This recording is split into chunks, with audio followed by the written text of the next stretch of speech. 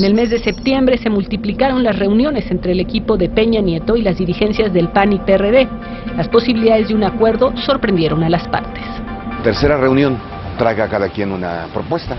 Trajimos una agenda y era bastante coincidente en lo general, y entonces empezamos a los detalles, y en los detalles también compartíamos muchos puntos de vista en común. Al principio empezaban, te digo, los documentitos muy chiquitos y luego se fue, hasta que ya aparecía y yo les dije, oye, pues no vamos a hacer un plan de gobierno nosotros, digo, eso les toca a ustedes, nosotros necesitamos encontrar cuáles son los temas neurálgicos.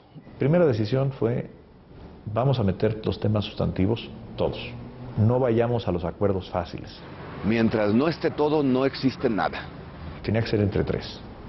No se valía que tuviéramos encuentros bilaterales para ir avanzando en la agenda. La otra es, las elecciones no deben interferir. Que los procesos electorales no le estorben, la coyuntura electoral no le estorbe al pacto.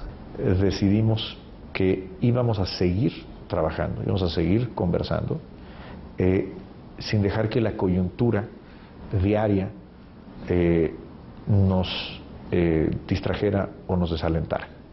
Yo recuerdo, por ejemplo, cuando se aprobó la reforma laboral.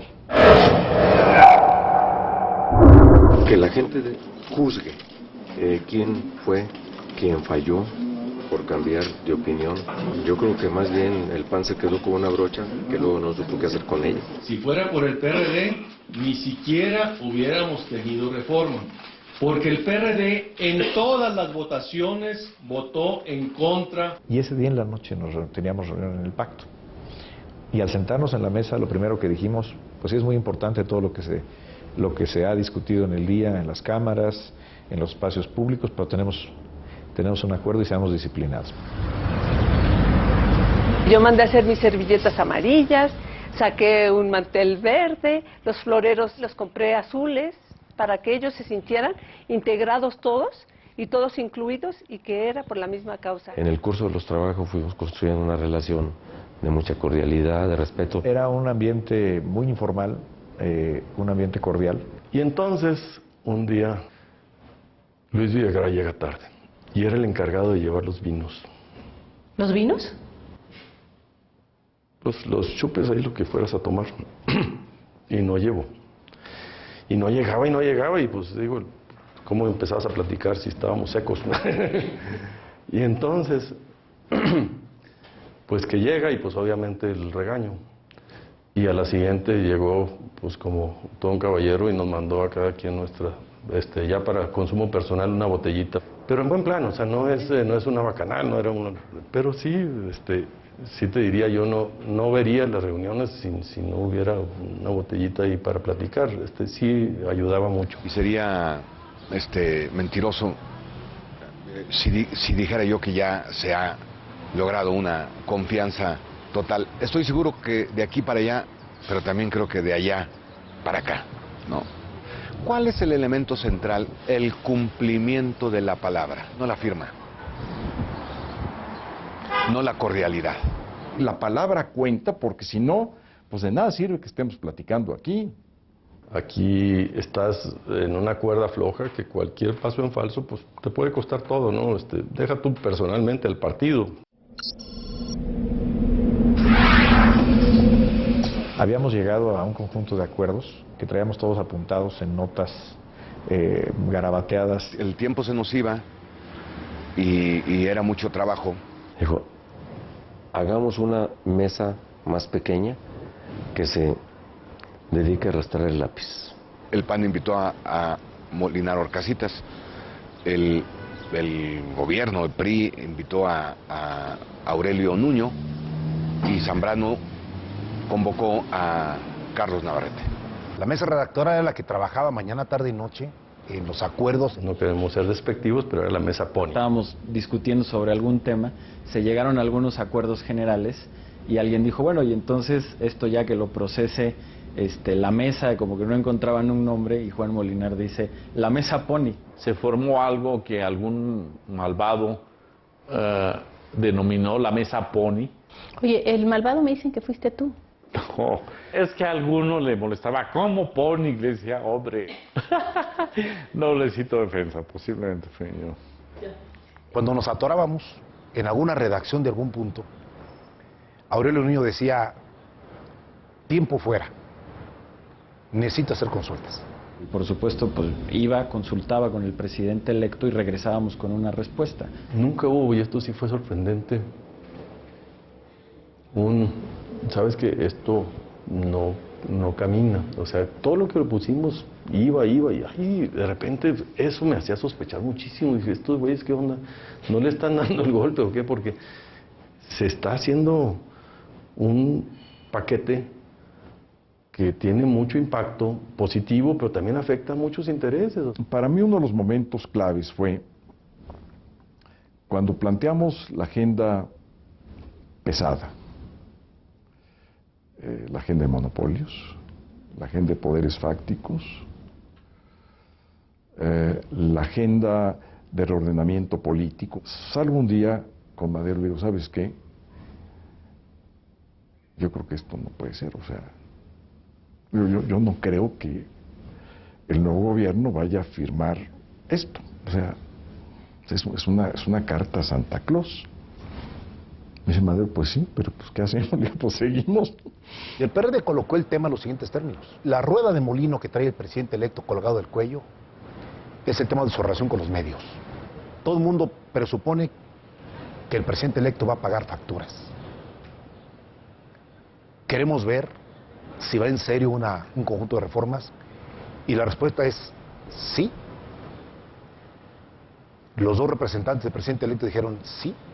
Y yo te diría que en muchas ocasiones el entusiasmo que tenía el presidente electo hacía que las posturas que nosotros lleváramos pues fueran muy de avanzada. Yo soy un convencido de que el PRI no solo es un partido político, sino que tiene una red de factores que lo soportan como partido hegemónico en México. Y muchos de los temas que planteábamos afectaban directamente a esas bases de sustentación del PRI. Cuando empezaron a palomear, sí. Yo dije, pues esto, ¿qué hacemos? Una de dos, o estamos ingenuamente tú y yo aquí platicando un poco para que el PRI sortee la toma de posesión adecuadamente con el PRD sobre todo, porque pues nosotros no íbamos a obstruir la toma de posesión. No entendíamos muy bien lo que estaba realmente sucediendo. Déjame hacerte un comentario, que es la clave de esto. El señor presidente electo se reunió en su momento con unos y con otros, o sea, PRD y PAN. Yo recuerdo una conversación muy ácida que tuvimos Jesús Ortega Zambrano y yo, en donde le decía, ¿hasta dónde? ¿Hasta dónde vamos? Que nosotros sí vamos. Apostamos por las reformas de este país, pero en el caso de ustedes el que decide es el otro. Entonces una reunión con él, en donde ellos plantearon ¿hasta dónde? Y la respuesta del presidente, hoy presidente de México, para las reformas por México, las que necesitemos. Aquí Jesús Ortega, Jesús Zambrano, el presidente Peña y tu servidor, y Luis Videgaray y Miguel Osorio. Y también aconteció con el Partido de Acción Nacional. En la entrevista con José Murat, me dijo que el momento decisivo, que él percibió como el momento decisivo, fue cuando usted se reunió justamente en la casa de Arrayanes con los perredistas. ¿Qué fue lo que pasó en esa reunión? Era muy importante, yo creo que para ellos y también para tu servidor, el escucharlos de viva voz. A ver, yo no tenía más que entonces reportes, y eran las apreciaciones de mis colaboradores. Yo también, para mí era muy importante tomar pulso personal de cómo estaban avanzando en estos acuerdos. Yo más bien busqué el conocerlos personalmente, el ser aval de lo que venían trabajando mis colaboradores. Yo le decía a Aurora, oye, que no esté nadie, ni el de la puerta, ni nadie, tú nomás checas y órale. Todos éramos entre nosotros y teníamos que hacer nuestros apuntes en la noche y las cuentas Hotmail para que no se pudieran hackear y filtrar y todo. Si se hubiera filtrado, hubiera nacido muerto. Yo era la única persona que podía entrar.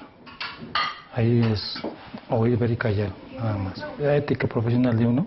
Había los riesgos de la indiscreción, que antes de que hubiera un producto publicable, en el sentido de presentable a la opinión pública, alguien filtrara y entonces en la imaginación pública cualquier cosa era posible que se estuviera negociando ahí. ¿Qué platicaban en lo oscurito? ¿Qué hacían en privado? Yo sí sé que los dirigentes, por supuesto con algún círculo cercano, empezaron a comentarlo. Y acá en el círculo del presidente lo comenzábamos solamente con él, pero pues de repente alguien aparecía en una reunión y salía un poquito el comentario. Entonces, el que de verdad se haya logrado, el que no saliera a la opinión pública, fue un gran logro. Un día llega Navarrete un poco tarde y estábamos reunidos y me dice, me vienen siguiendo. Estoy seguro que son periodistas y nos van a ver salir a todos. Aquí estamos todos. Oye, ¿quién es? A ver, entonces yo me quedé así, entonces yo le hablé a un colaborador mío, le dije, a ver qué. Y ya fue y le preguntó. Y era el coche de algunos ayudantes o chofer de un vecino de aquí a 4 o 5 casas. Inicialmente el planteamiento era que se firmara antes del 1 de diciembre. Para que no lo firmara el presidente, sino lo firmara el PRD, el PRI y el PAN. Y eventualmente el electo presidente de la República como testigo. ¿Y qué pasó? Pero no nos alcanzó el tiempo.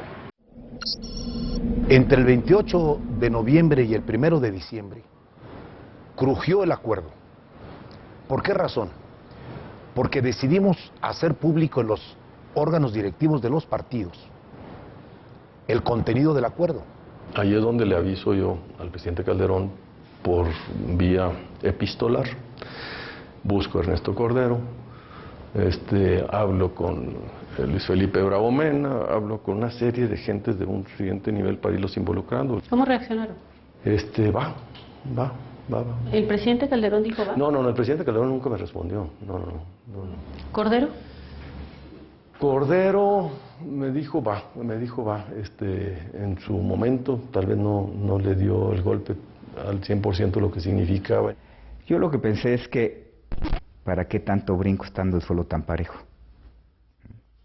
Que es una agenda legislativa y se ponen de acuerdo y se construyen las mayorías necesarias para sacar adelante esta agenda. Así se había hecho en México desde el 97, se había hecho del 2000 al 2012 y podía haberse seguido haciendo. En el PRD, yo lo reconozco autocríticamente, nos faltó sensibilidad, tener un mejor manejo del timing. No hay que hacer cosas buenas que parezcan malas ni al revés. El verse en lo oscurito, no avisarle al partido, no es un método correcto. El PRD no puede firmar, no va a firmar. Estuvieron a punto de desconocerme como presidente nacional en la comisión política. Me esperaba la reacción de los ideologizados. Fue una semana delicadísima. Sabíamos que estaban en una posición vulnerable los presidentes de los partidos políticos nacionales de la oposición. El PAN había dado una lucha interna muy fuerte para que se firmara antes del 1 de diciembre. Cuando revaloramos el tema ante la reacción, dijimos, hasta después del día 1. No puede ser. Entonces, así no, si así, sobre todo el PAN. Si así vamos a estar jugando, mejor hasta ahí la dejamos, ¿no? Entonces, cada quien tiene sus problemas a su manera. Pues comprendan también nuestra propia situación. La dirigencia del PRD nos dice, no estoy listo. Creo que vamos a perder. Sí, ya veíamos una fuerte oposición interna de las diferentes expresiones del PRD, pero se acalló en 2 días porque ahí fue cuando me reúno con Bejarano, empiezo a ver que hay mucha decisión de Jesús Zambrano en ir adelante en el pacto. Con oportunidad se les dirá la fecha para esta firma y se están poniendo de acuerdo los partidos políticos que uno de ellos es decirles que no hay preguntas y no hay respuestas. Muchas gracias a todos ustedes. salimos a una conferencia de prensa, recuerdo yo, en el Hotel Camino Real, un poco para decir, sí estamos platicando, todavía no les podemos decir exactamente de qué, pero y no podemos confirmar que habrá un acuerdo, pero sí estamos platicando. Era lo que necesitábamos para mandar un mensaje de seriedad. Carmen Aristegui. 8 de la mañana, 14 minutos. Bueno, las dirigencias nacionales del PRI, del PAN y del PRD reiteran su disposición para firmar un gran acuerdo político nacional. Tuvimos también acceso al último de a la última de las versiones de este texto. Y se armó un lío interno de la patada. Afortunadamente, ese documento no era el que iba a ser.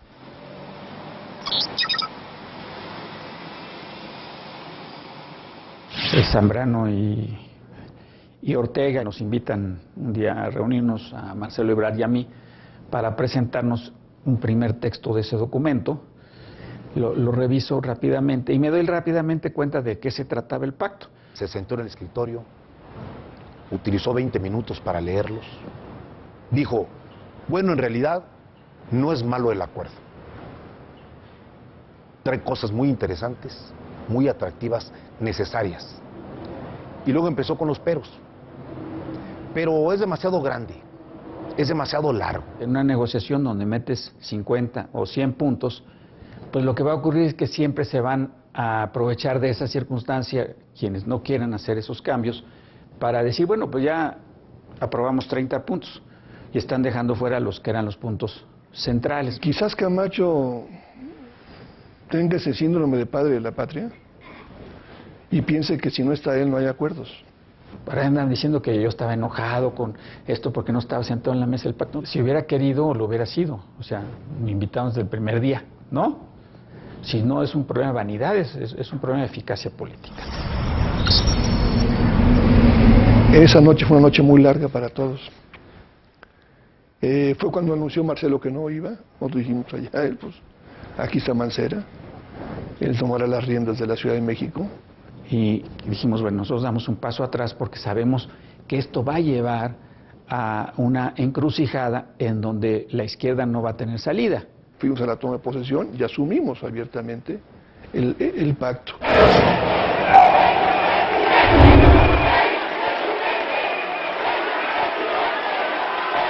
Prometo guardar y hacer guardar la Constitución. Hubo una comida en el Castillo de Chapultepec con el cuerpo diplomático, con jefes de Estado que acudieron a tomar. Después reuniones de trabajo con bilaterales. Y después de eso, en la noche, nos fuimos, el ya secretario de Gobernación, el de Hacienda y yo, a la casa de Arrayanes a concluir el pacto. Había un atorón gravísimo y en consecuencia no se... ¿Cuál era el atorón? Una parte de la redacción de telecomunicaciones. ¿Cómo solucionábamos Moscar y Mostófer? Si nos seguimos hasta la madrugada, cuidando los últimos detalles. En horas armamos todo el evento y salió muy bien. Se aparte el lugar, porque también decidíamos el lugar, la forma de sentarse, se cuidó cada momento del pacto.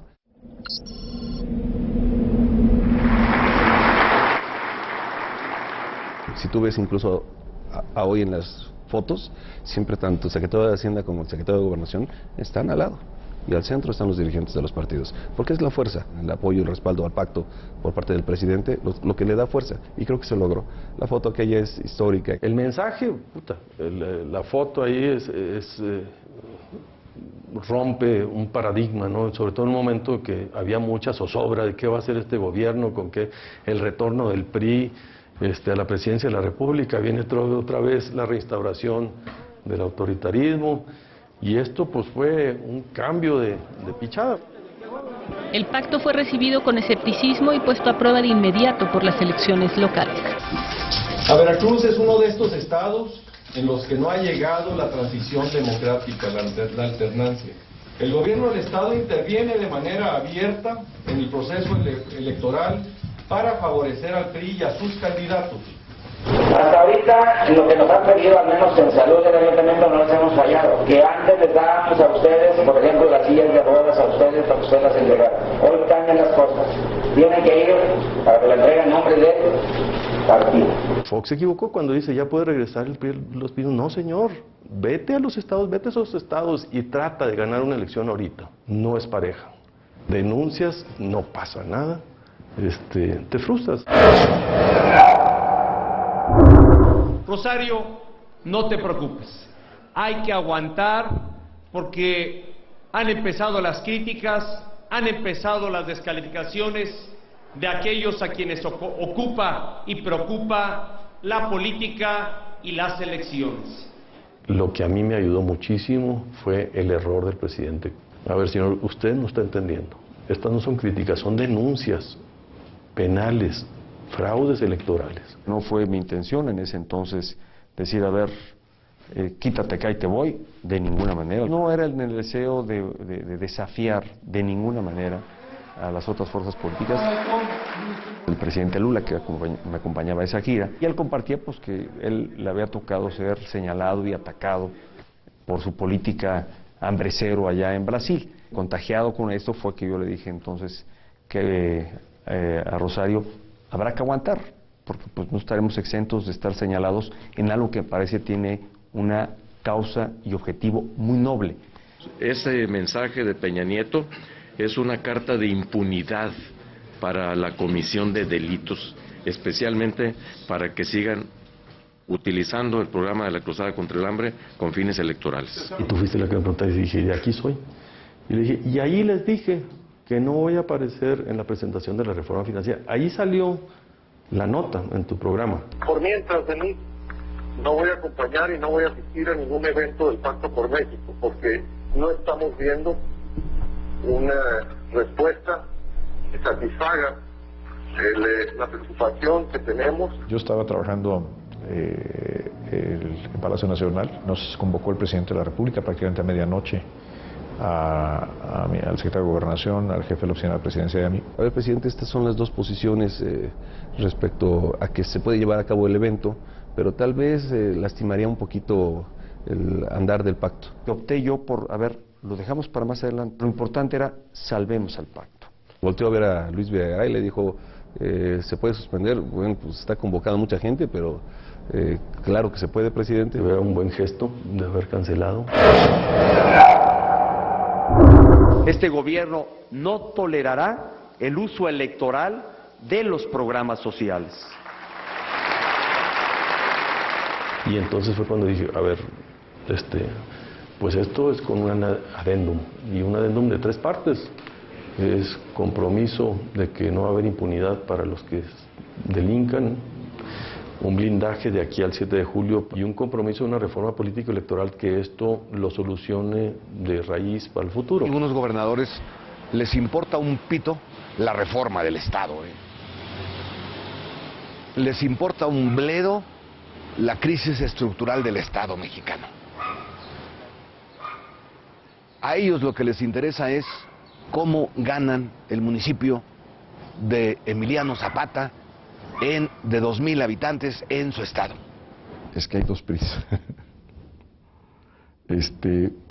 Un PRI que yo creo que quiere, digamos, entrar a una etapa de modernidad política, social y económica. Son quienes han venido apoyando el pacto. Pero otro PRI, que es de la prehistoria. ¿Y qué PRI es ese? Pues en buena medida de los gobernadores. Yo fui diputado de oposición. A mí me tocó ir acompañando a mi entonces presidenta nacional, a la FEPADE, a denunciar a prácticas del gobierno federal de desvío de recursos en favor de candidatos del partido en el gobierno. Y nunca tuvimos una mesa, una respuesta formal de parte del gobierno en turno. Es completamente diferente lo que ocurre ahora. Pero la DENU no es suficiente. Hay que llegar a acuerdos de gran trascendencia en lo electoral. Yo estoy totalmente abierto como presidente y para ser parte de ajustes y cambios que deba tener la legislación político-electoral.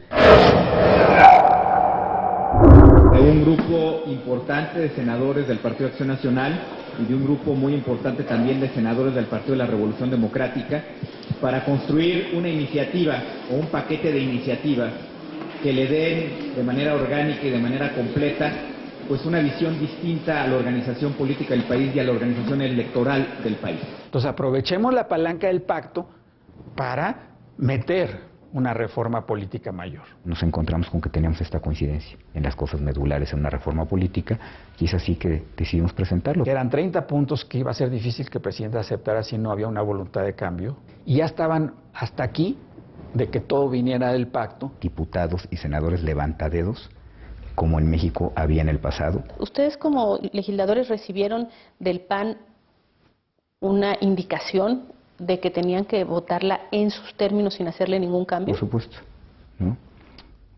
Ya está en el Congreso el proyecto, tienen 48 horas para opinar, pero esperemos que pues, no haya opiniones muy de fondos porque ya no hay tiempo.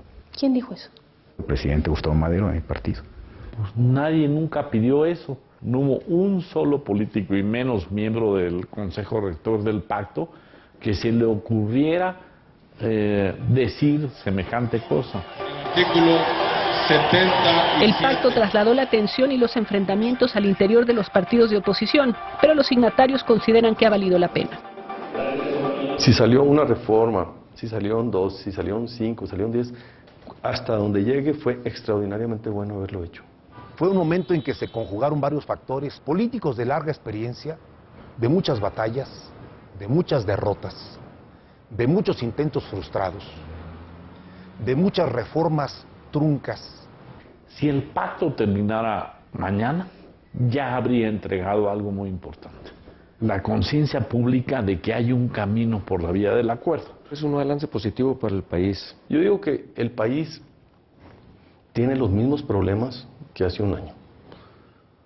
Pero con pacto es un país y sin pacto es otro país. Si tú a este país le quitas el pacto, le quitas mucho la expectativa de que se pueden resolver pronto y mejorar.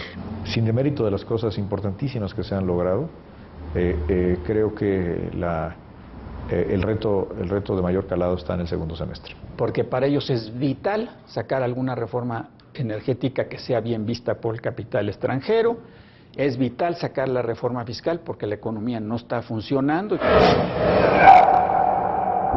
Y confío en que pueda haber una reforma energética próxima. La izquierda mexicana no está de acuerdo con hacer cambios constitucionales en materia de hidrocarburos. Vamos a caminar juntos en esto que no debe caber duda. ¡Vamos juntos! Pero primero, que el PRD se salga del pacto contra México.